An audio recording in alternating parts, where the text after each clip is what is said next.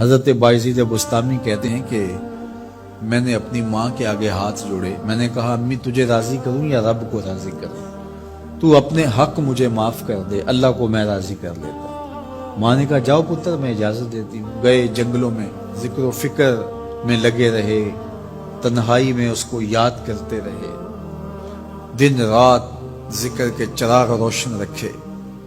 12 سال گزر گئے حق کی تلاش میں۔ ایک دن واپس بستام کے قریب سے گزر رہے تھے، خیال آیا چلتے چلتے ماں کو سلام کر جاؤں۔ دروازے کو دستک دینے لگے تو اس خیال نے ہاتھ روک لیا کہ ساری زندگی ماں کو سکھ تو دیا کوئی نہیں، اب دکھ بھی کیوں دینے لگے؟ رات کا ایک پہر بیت گیا ہے، سردیوں کی لمبی رات ہے، ماں بستر میں لیٹی ہوگی، تیرے لیے اٹھے گی، دروازہ کھولے گی۔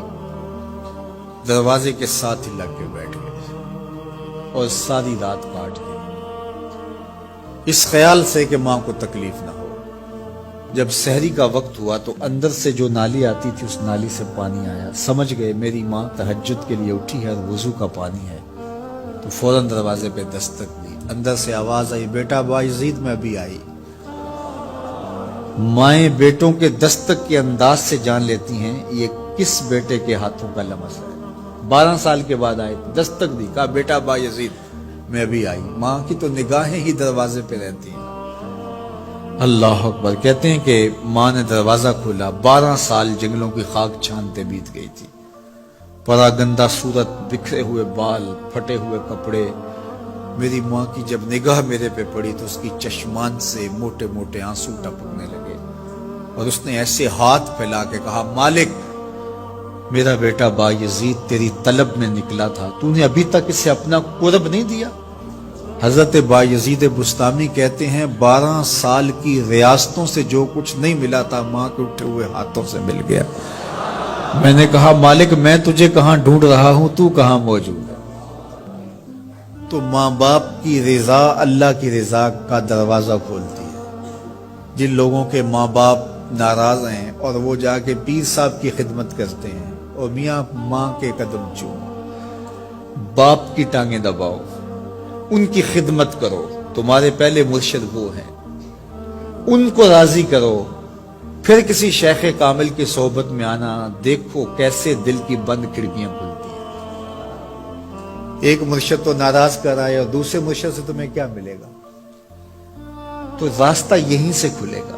والدین کو کبھی ناراض نہ کرو، والدین کو کبھی دکھ نہ دو، والدین کو کبھی تکلیف نہ پہنچاؤ، اور والدین کو بھی چاہیے کہ اپنی اولاد کو اپنا نافرمان نہ بنائے۔ ایک بزرگ فرماتے ہیں کہ مجھے برابر 30 سال ہو گئے ہیں کہ میں اپنی اولاد کو کوئی حکم ہی نہیں دیا، کوئی حکم نہیں دیا۔ کوئی چیز مجھے چاہیے بھی ہوتی ہے تو میں بصیغہ امر نہیں کہتا، بلکہ ایسے ہی بات کرتا ہوں۔ پانی چاہیے تو یہ نہیں کہتا بیٹا پانی لے کر آؤ، میں ویسے کہتا ہوں پیاس لگی ہوئی ہے، تو اگر وہ سمجھ جائے اور وہ خود لے آئے تو اچھی بات ہے، لیکن اگر وہ نہ لائے تو میں نے اس کو حکم ہی نہیں دیا، امر ہی نہیں کیا، تو اس امر کی مخالفت ہی لازم نہیں آئے گی۔ تو کہا 30 سال برابر گزر گئے ہیں، میں نے اپنی اولاد کو حکم نہیں دیا کہ کہیں وہ میری نافرمان نہ ہو جائے، کیونکہ اگر وہ نافرمان ہو گئی پلے کچھ نہیں رہے گا۔ جو اولاد ماں باپ کی نافرمان ہوتی ہے وہ ہوا میں بھی اڑیں، وہ چرخ پہ بھی جھولیں، وہ زمین پہ گرنے والی ہوتی ہیں، کبھی کامیاب نہیں ہو سکتی وہ اولادیں جو ماں باپ کی گستاخ، بے ادب اور نافرمان ہوتی ہیں۔ وہی اولادیں سرخرو، کامیاب اور کامگار اور بامراد ہوتی ہیں جو ماں باپ کی خدمت کرتی ہیں، ماں باپ کی دعائیں لیتی ہیں۔